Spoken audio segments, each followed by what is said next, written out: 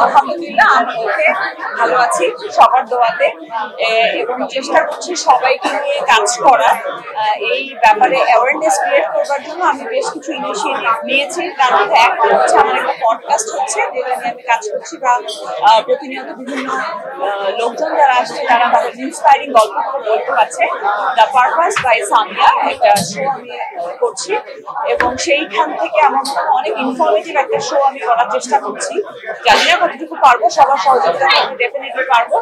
সেই সাথে আমি যেমন সবার যারা সার্ভাইভার আছে তাদেরকে নিয়ে আমরা কথা বলি, আবার সেই সাথে যারা ডক্টরস আছে সেটারও আমরা একটা সাজেশন দেওয়ার চেষ্টা করবো।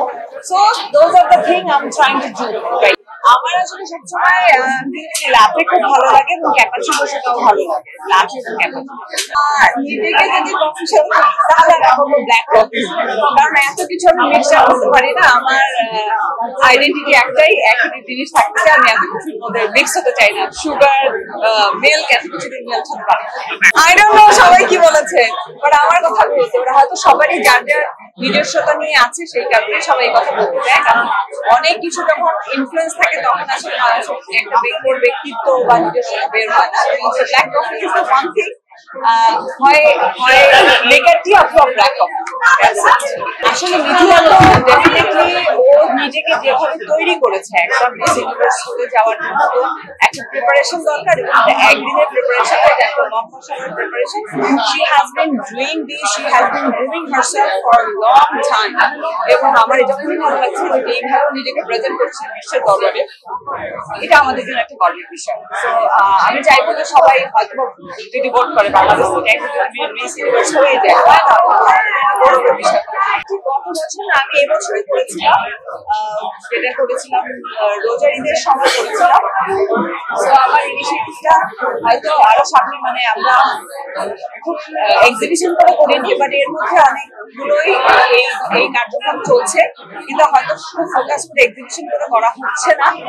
বাট সবার যেভাবে আমি বলবো, সবার যেরকম নতুনতা বা উৎসাহ আমি দেখতে পাচ্ছি, সেখানে আমার মনে হয় আবার কোনো একটা বড় এক্সিবিশনই করতে লাগবে, তাহলে সবার পার্টিসিপেশনটা আরো ভালো হবে। নেক্সট পরিকল্পনা করলে আগে যেরকম খুব ছোট করে ফিজিক্যালি খুব শর্ট টাইমে করে ফেলেছিলাম, এবার যেমন একটু ইচ্ছা আছে একটু বড় পরিসরে করার বা একটু বড় জায়গায় করার, তাহলে পার্টিসিপেশনটা আরো বেশি পাওয়া যাবে। আমাদের অনেকে আছে যেরকম পার্টিসিপেশনটা তারা পার্টিসিপেট করতে চেয়েছিল, ডোনেট করতে চেয়েছিল, পারেনি। তো আমরা সেই জিনিসটা চেষ্টা করবো যে আরো সামনে যাতে আরো বড় করে করতে পারি, তারা সবার পার্টিসিপেশন থাকবে, দেশের বাইরে থেকে, দেশ থেকে। আসলে দর্শকদের উদ্দেশ্যে এই মুহূর্তে একটা জিনিস বলার, আউট অফ দ্য বক্স, শুধু মিডিয়ার মানুষ হিসেবে না, আমরা একটু বোধহয় সোশ্যাল মিডিয়া কেন্দ্রিক অনেক বেশি হয়ে গেছে। সোশ্যাল মিডিয়াতে অনেক ধরনের নিউজ আমরা দেখে থাকি। এই জায়গাটায় আমাদের মনে হয় কনফিউশন তৈরি হয় এবং মেন্টাল কেওয়াস তৈরি হয়, বা মানুষের মধ্যে অস্থিরতা বেশি তৈরি হয়। তো আমার দিক থেকে অ্যাজ এ সিটিজেন হিসেবে, বা আমি একজন সচেতন নাগরিক হিসেবে, এটা আমি সবার কাছে আশা করবো বা সবার কাছে প্রস্তাবনা রাখতে চাইবো, যে কোনো খবরে ইনফ্লুয়েন্স হয়ে যাবেন না।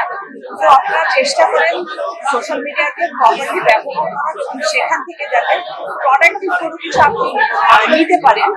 কিন্তু অপ্রয়োজনীয় কন্টেন্টগুলো বর্জন করে আপনারা ভালো জিনিস যদি দেখেন, তাহলে আমার মনে হয়, বা নিজেরাও ক্রিয়েট করেন, নিউজগুলো যদি ফলো করেন, সেটা আমার মনে হয় অনেক বেশি উপকার হবে, ভালো হবে ফর দ্য হোল নেশন।